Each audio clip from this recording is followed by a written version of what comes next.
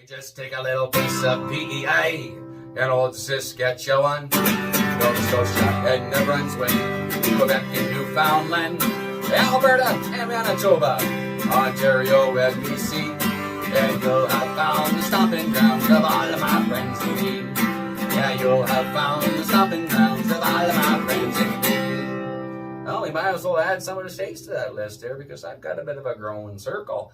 We got Missouri, Utah, Texas, Washington, Pennsylvania. And hey, Smitty, I've sent you some size, which I know you're aware, but this is more or less so we can tell the people about it. One of them being that green, well, a green one like that, a 3270 Super. That one's actually a 3200. That's neither here nor there. Same displacement, whatnot. And you know what? I've sent them some red ones too. One of them being kind of special. I'll let him tell you about that. But that's a one-way ticket on that one. He gets to keep it. Anyways, for those of you who are wondering who this hairy guy is, you can call me the Bushman, or you can call me Butler, you can call me Andrew, whatever makes you comfortable. But I'm just the Bushman fella up here in the North Country, sending down some size. So how you doing? Got something special for you today, huh? So, Mr. Butler, the Bushman from up there in Canada, he decided to send us a Canadian saw, and he said, well, in his words, we're going to give it the garlic. So that's what we're going to do. Pioneer 3270. So let me show you what I'm talking about. Alrighty. So here it is. I've been going over the saw a little bit, checking it out. Definitely got a good cylinder. Everything seems to be intact. So far, there's one part I found that we got to replace. You can see they put the ignition module up here. But so far, I just found one part. The air filter, you can see through it. That's one of those ones with the cloth covering and everything, but you can see through the air filter.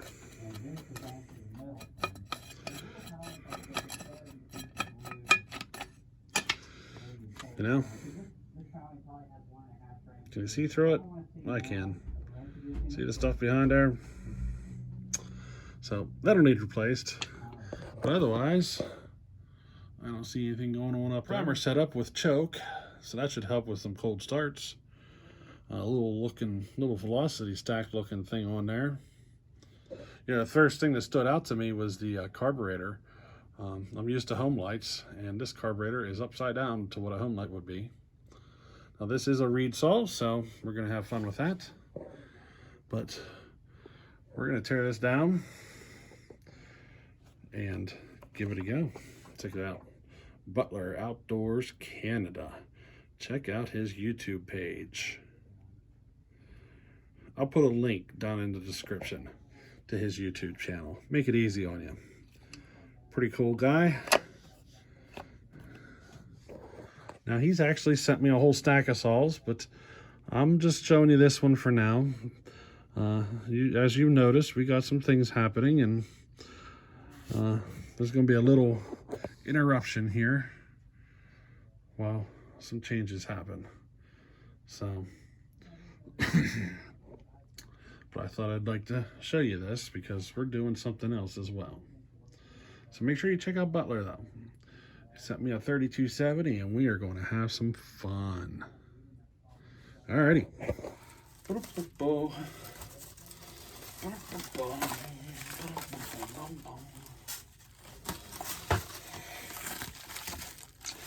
Look at that. Ready to go.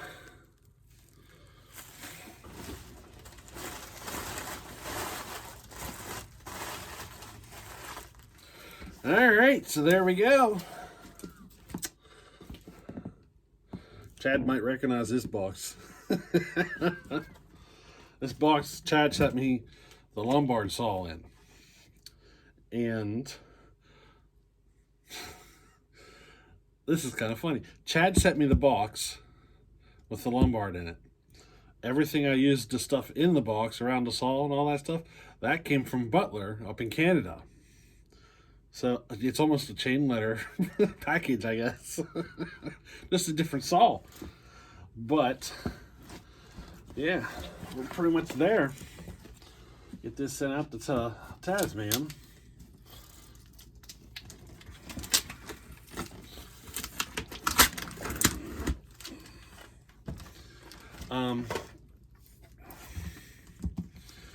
Now, for some reason, this saw has some sort of a personality or something, I guess. But it idles high when it's cold. I shouldn't say high, but higher. Now, I've been over this. I've had this saw apart 100 times. And every time I test ran it, it did that. Every time. But for some reason, yeah, the saw's got this personality to it. I don't know. Maybe it has an air leak or something. I've been through the saw a bazillion times. I've pressure tested. I can't find nothing. I got a feeling it might be the way the reeds respond at cold or something. I don't know. But it just idles a little higher at when it's cold, and you want to just wait until it warms up good before making any adjustments. That's it. Now, I have had the saw apart so many times that, let's just say, I'm kind of happy to see this one go. You know, I'm kind of tired of looking at it. Now, TazMan, run the snot out of it. Don't worry about it. If it goes, it goes. We'll just build you another one. I'm not worried about it at all. Not one little bit. I'm kind of happy to see it go. It's been a thorn in my side for a while. I've had a lot of issues throughout this build. It was intended to be a like a test saw or something like that. And then along the line, I kind of figured, you know what? I'll just send that to TazMan when I'm done with it, and then he can play with it. But it was really never intended to be sent out to somebody. But I'm going to do it anyway. You know, it's not perfect. I'd say it's 95% there. It just idles a little high when it's cold is all. That's it. That's the only issue I've got with this saw. But that's all right. You know, these old saws, sometimes they develop a personality to them, you know? Hey, it is what it is, really. It runs pretty good as is. Now, TazMan, I'd love to see this thing lined up against anything, really. Basically, what my intention of this build is to see if I can get it to perform to modern saw standards. Okay? So if you got any modern saws, I'd love to see a comparison. Because that was my intention with this build, is to try to get it to perform about the same as a modern saw. Compare it to your 372 too. I'd love to see how it compares to that 372. Now, I know there's no chance for this saw to win in a little, but I'd like to see it compared to it, you know? See how it does. Maybe run the same bar and chain on both saws. Just run some cuts and see what kind of a difference we see. It should make for some interesting video, you know? But I'd like to hear your opinion to see if you got any modern saws that this kind of cuts similar to that to compare it to or whatever. And I'd like to see that. You don't have to. You do with it whatever you want, though. Don't let me tell you what to do. You know? But we're boxed. We're ready to go. Now, if you haven't seen it or put two and two together yet, looks like we might be moving here. Good chance we are. My number one reason is for the kids.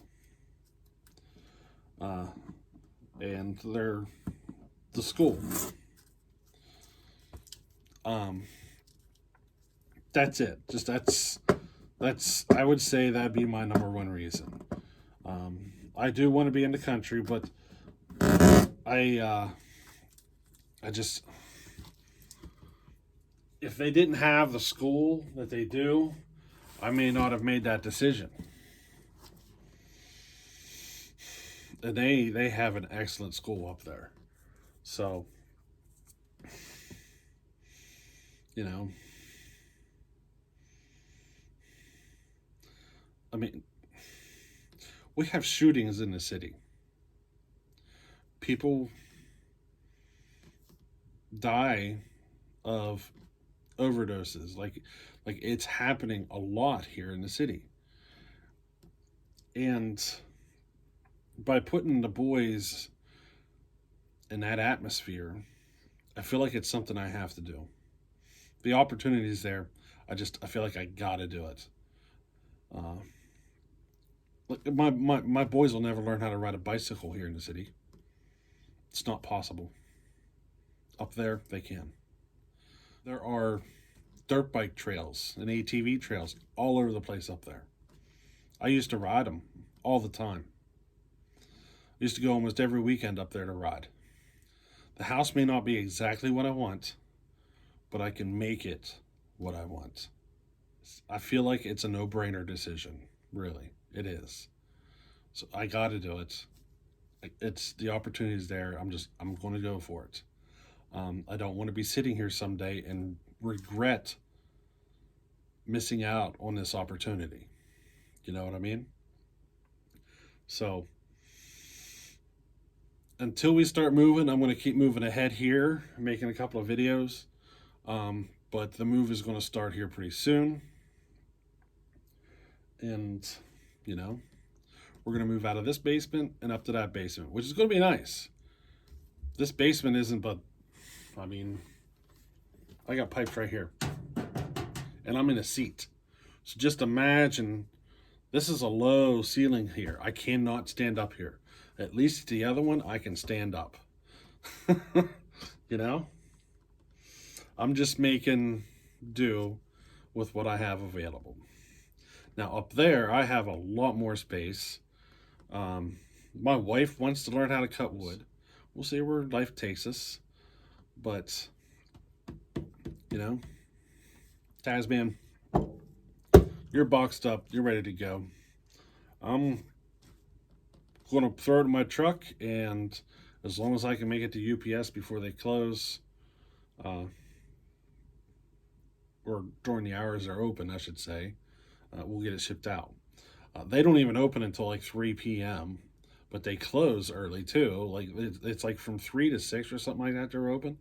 And most of the time I'm working past 6. But we'll see what we can do. Maybe we get lucky and get it out tomorrow. We'll see. But anyway, so far everything is falling into place and looking like we're going to be able to move. So, you know, we'll just be making videos in a new basement.